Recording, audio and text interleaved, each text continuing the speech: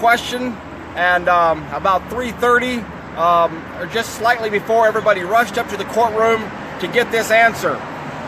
The question was sealed by the judge.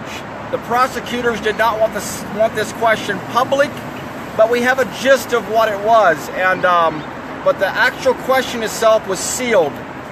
The gist of the question was, do the jurors need to be anonymous on their decision for each defendant? If they couldn't be unanimous on all of them, can they just pick out one defendant for a charge or this and that?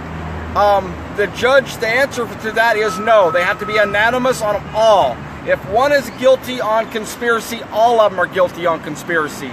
So this is well, that's not.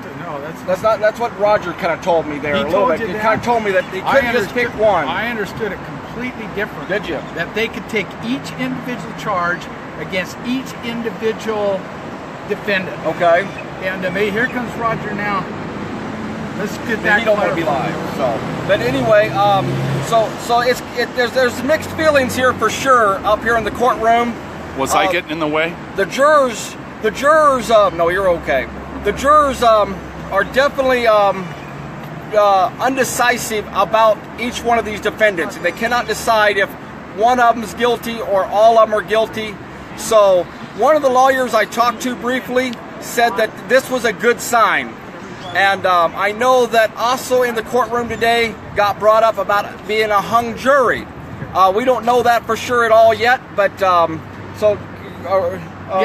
Brand just confirmed here. Yeah, it's each defendant and each charge has to be unanimous. It's not like they can find them unanimous against all of them with one charge.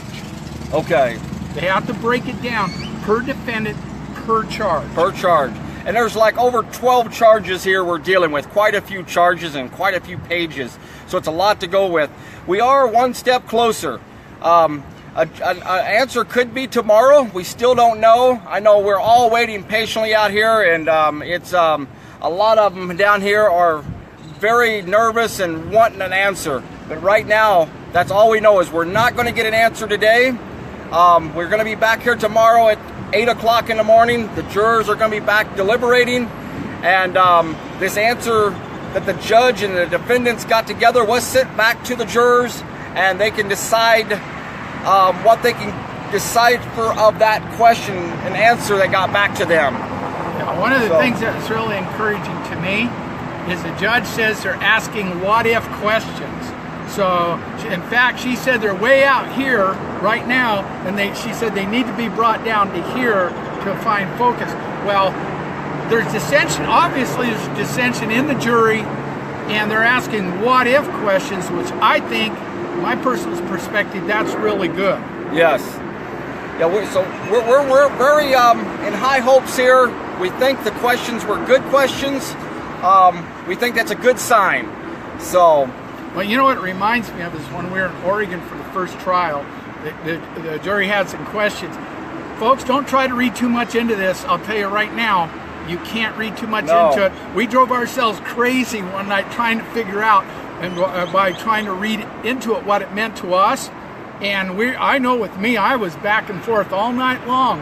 And it turned out to be actually quite different than I originally thought, just from the initial questions. So don't try to read too much into it.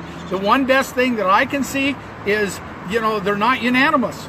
There's some dissension between them, and I think that's a really good thing. And the other thing is they're asking what ifs.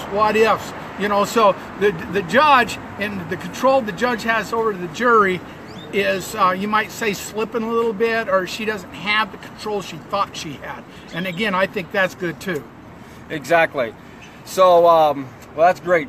Great. Brand pointed this all out. Brand went up into the courtroom with quite a few others and listened to the whole thing. I was waiting down here on the street for some answers with some of the media, so I was glad Brand was up there. And we still don't know the answers to everything, but we're still waiting here. We're praying, and that's the main thing we need everybody out there to do is keep praying and standing strong. And hopefully we'll have the big answer tomorrow that we're all waiting for and here. I noticed something that I just now remembered when we were sitting in there. Who is the other prosecuting attorney, the young guy? Is that Mayor? The young guys. Dickinson. Dickinson, I saw it with my own 2 eyes. He's got a crucifix. It might even be one of the saints on a chain, and he was sitting there like this with his head down, rubbing that crucifix or that little St. Christopher. That's very interesting. That was really interesting to me. Very Yes. interesting. And he didn't look overly happy. It's like he's praying to the wrong side is what he's doing. Well, these prosecutors, they have their job at stake here on this also, because they have put a lot into this and have told a lot of lies up here, which all of us have witnessed these last 8 weeks. So we'll keep praying. We need your prayers. Anybody who can be down here tomorrow just to stand with us out here on the sidewalk as we're waiting on a verdict to come in, please come down here. We welcome everybody. About 8 o'clock tomorrow, we're going to be back down here, and if we don't get a verdict, we'll be down here all day till about 5 o'clock. And that'll be every day until we get a verdict. So thanks again, everybody, for joining us. We'll keep you updated as quick as we know everything here on the ground firsthand.